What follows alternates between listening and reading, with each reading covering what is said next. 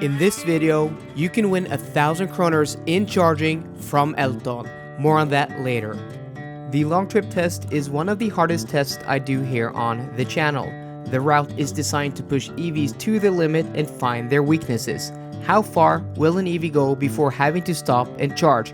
How fast will it charge once connected? And how many minutes will an EV have to charge to complete the more than 600 kilometer or almost 400 mile route? And in this video, we are putting the Ford F-150 Lightning standard range through its paces. And we will answer all of those questions.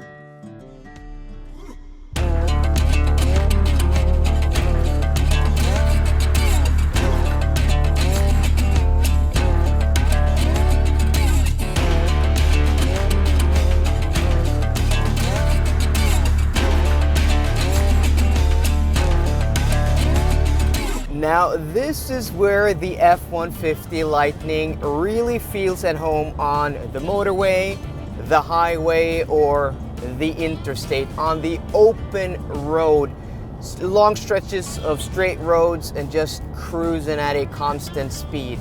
Yeah, it's really comfortable and quiet at these speeds and on these types of roads. I mean, it's a little bit windy outside now, so there's a little bit of wind noise because this is a square box trying to punch through the air with these huge wing mirrors. But for being this size and going, this speed, it is relatively quiet. You can hear some wind shears, just hitting the car when it's blowing a little bit, but tire noise is especially impressive.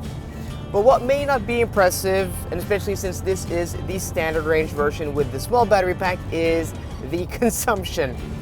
37 kilowatt hours per 100 kilometers. Yes, we started the day with a little bit of drizzle, a little bit of rain, but it stopped raining when we started setting off, and now about 45 minutes, 50 minutes down the road, it's starting to dry up and temperatures are now creeping up to around 10 degrees Celsius. So I think once we, hit the 2-lane section of this trip, because the first section here, the first hour or 1.5 hour is pure motorway, and then we have patches of high-speed country roads and then motorway, but that means the average speed is going to drop, and I think that's going to benefit this car especially, because I think this not being very aerodynamic, this being a big and large pickup, the high speed we do in the first section of this test won't benefit this car.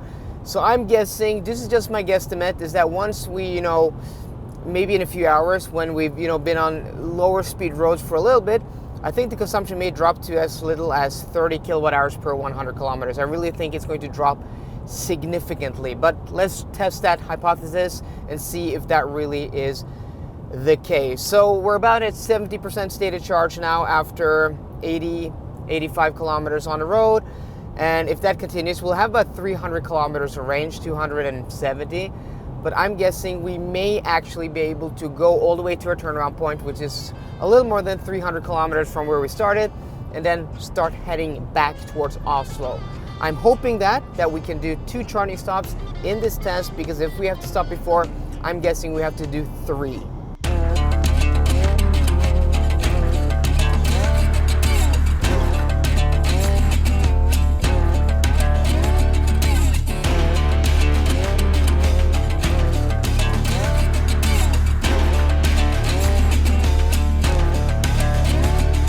Welcome to the south of Norway. We are right outside of a small town called Grimstad.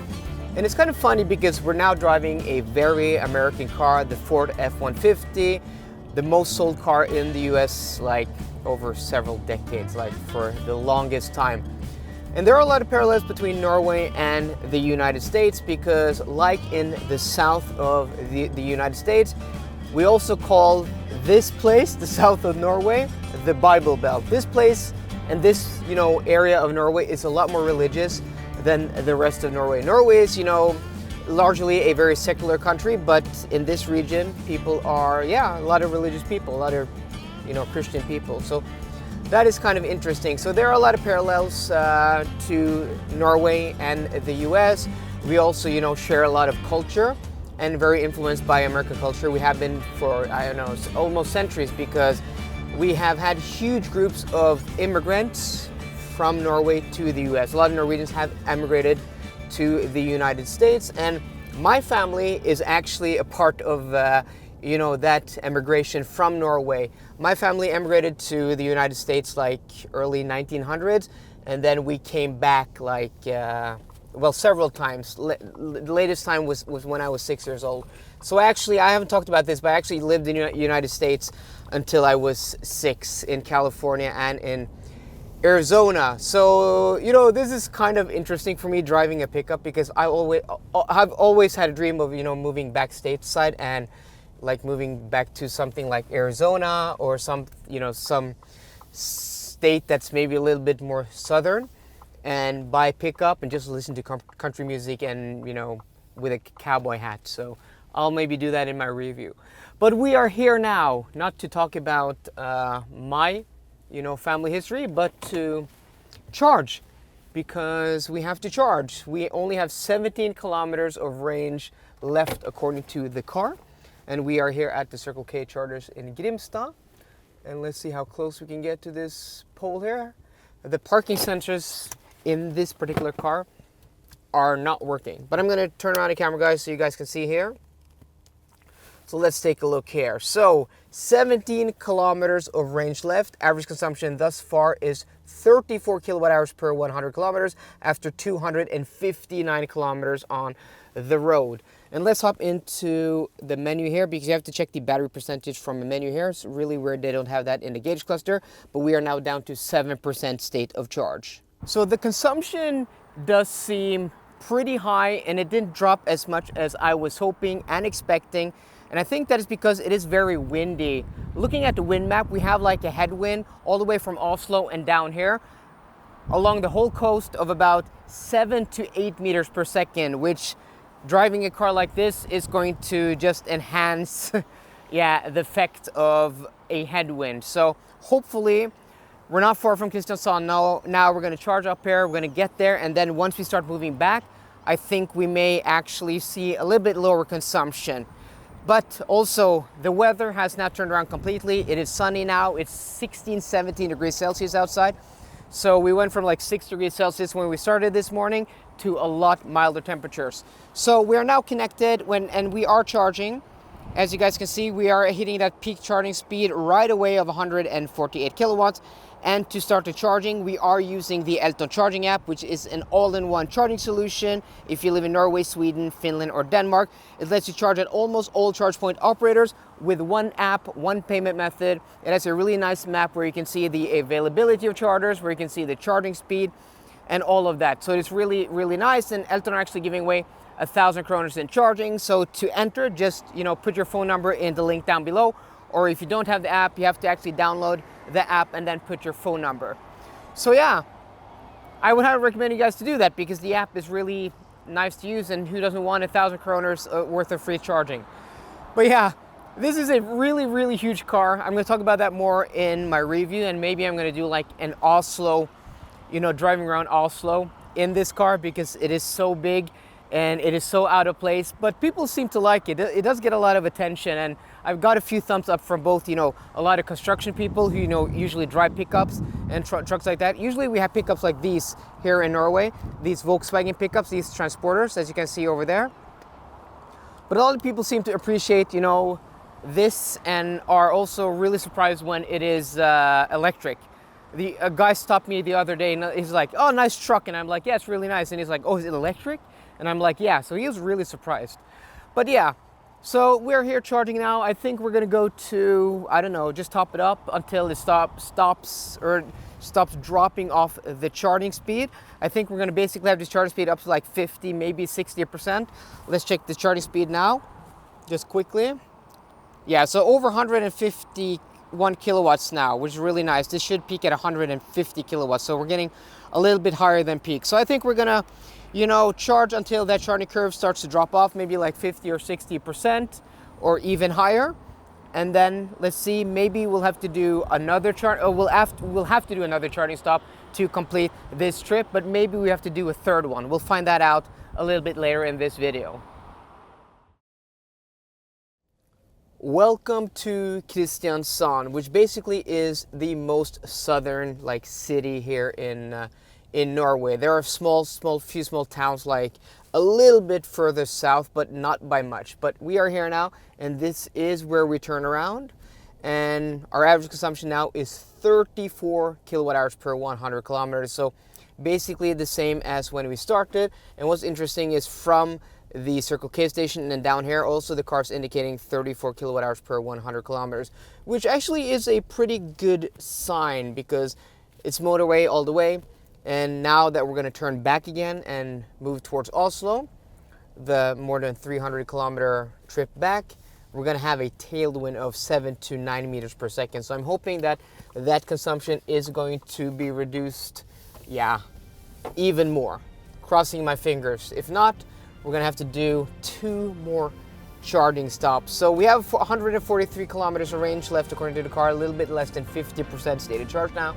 So let's see just how far we can go before we have to stop and charge. Gypsy goddess, a little too modest. My hair comes down every now and then.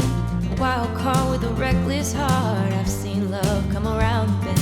I raised babies that were not mine, and I might raise my own on my own time. Been handed fate, was too late. Made my luck on my own dime. We're now here at Circle K in Brokelandsheia, and we are doing the second charging stop of the day. And also I'm eating the first ice cream of the year. Yes, it is mid-April, but the winter this year has been so long and it's been so cold that today is really the first day. It is spring, almost like a Norwegian summer. We've seen peak temperatures of around 17 degrees Celsius. But I'm going to also do it in the F-150. So do we do it in a bed or do we do it, guys, in... I'll show you. The biggest frunk in the world. Maybe not in the world, but it is a really huge frunk. 400 liters. I can hop in here. Oh, yeah, I gotta hop up. Have a little bit of shade, and I can eat the first ice cream of, let's see what you can do. The first ice cream of 2024. These are really good. This is the Royal Triple Chocolate. A whole bunch of calories, but it is actually really, really good. Well, we stopped here at 12% stated charge. We're probably going to do another deep charge, maybe 20-25 minutes. And I'm going to do some calculations. Maybe we don't have to do more charging stops than this charging stop, but maybe we have to do a third short one. But let's see. I'll have to find out off camera. You guys will know in a second. Gypsy goddess, a little too modest. My hair comes down every now and then. A wild car with a reckless heart. I've seen love come around the bend. I raised babies that were not mine, and I might raise my own on my own time. Been handed fate, was too late. Made my luck on my own dime. We're only about half an hour before we are back to where we started this test earlier today. But we did have to stop and charge here just to top up a little bit because we don't have enough juice to get back to our starting point. Maybe I disconnected a little bit too early at our second charging stop, but when I disconnected at around 54%, we were only getting 105 or 110 kilowatts. So I thought it would be better and quicker just to do a third charging stop somewhere right before we, got back to where we're ending today's test. We connected here at 11%. I think we're just going to top up to maybe 20%. So we should be there any second now. And yeah, it is really nice weather outside today, really warm. Let's see what percentage we are at. We're at 18% now, getting 152 kilowatts. So I think we're going to let this go to 20. That should give us enough juice to get back to Esso in Sleppenden. And I'll show you guys the results once we get there. We are now here at Esso in Sleppenden, where we started this test earlier today. So we arrived here with 4% stated charge. We charged to 21% from 11% at our last charging stop. And yeah, arrived here with 4%, enough juice, no problems, no turtle mode, no reduced power. It was just fine, just driving the last section of this test. And average consumption also dropped considerably when we were halfway in Kristiansand, I think the average consumption was like 34 kilowatt hours per 100 kilometers, and it just kept dropping and dropping and dropping, and ended at 31 kilowatt hours per 100 kilometers once we arrived here. I think the higher temperatures and also that tailwind on our way back really helped with, you know, those results, and also getting a lot lower consumption. I don't think this car has a heat pump. So I think, you know, the temperature we have now outside, 18 degrees Celsius versus like 6 degrees Celsius when we started this morning, really is the biggest reason why we had, you know, lower consumption on our way back. And also that tailwind, because we had a really strong headwind of 9 meters per second on our way down. So all of those factors combined, yeah, results in that huge difference in consumption on our way down versus on our way back. So you guys are here at the end of the video because you want to know how much time the F-150 Lightning standard range had to spend charging to cover the 610 kilometer route, or almost 400-mile long trip test, and 3 charging stops with a total of 49 minutes, which is not close to the top of the board, but I don't think it is too bad, because at least today, you know, the charging stops were relatively nice and short. First was 25 minutes, second was 20 minutes, and the fourth was 4 minutes. And each time, you know, I went and got some food, I got something to drink. The first charging stop, I just went in, had a few hot dogs, bought a Pepsi Max, and then went to the toilet, and then it had, you know, 25 minutes had passed when I was back in the car. Second charging stop also, bought an ice cream, you know, filmed a little B-roll, and I was done. Third charging stop, just was able to go out, get a little bit of fresh air, and then, you know, 4 minutes goes by like that. This car absolutely could benefit from better efficiency, a bigger battery, which you can get in the extended range version of this car, which isn't available in Norway. I wish it was though, because, you know, this is so much more money. I don't think that extra probably 120,000 kroners would, you know, be much of a difference in price for somebody spending this much money. This starts from almost 1.2 million kroners here in Norway, about 110,000 euros. So it's already expensive once they do the conversions, and, you know, they slap on a Norwegian warranty. This car, you know, is expensive. So a little bit more money for having, probably in the real world, somewhere between 120 to 150 kilometers more range, I think really would benefit this car. Also faster charging, you know, this battery pack being 98 kilowatt hours usable, having, you know, a higher charging speed than 150 kilowatts, I think really could benefit this car. This could easily charge 200 plus kilowatts with that big of a battery without it being much more of a strain on the battery. And that would have meant, you know, we probably would have saved like 10 or 15 minutes on the charging sessions today in total. And that would, you know, make this car competitive against other cars, which are, you know, really nice to take on a long trip. So the standard range version of this F-150, at least in this test, is not the best. This isn't the best car for going on long trip test. And this test also really shows that, you know, the higher temperatures and also the lower speeds in this compared to my range test really benefits this car. So I want to do like a test where I'm going to do a little bit of country road driving and maybe city driving in also, because I think this big battery pack, lower speeds, really can, you know, be a benefit for this car for people using it for work. So guys, let me know what you think down below. Are you happy with today's results, or you think it's really bad or really good? Let me know. So I hope you enjoyed today's video. If you did, please drop me a thumbs up down below. And for more car content, as always, please subscribe. See you guys later and goodbye.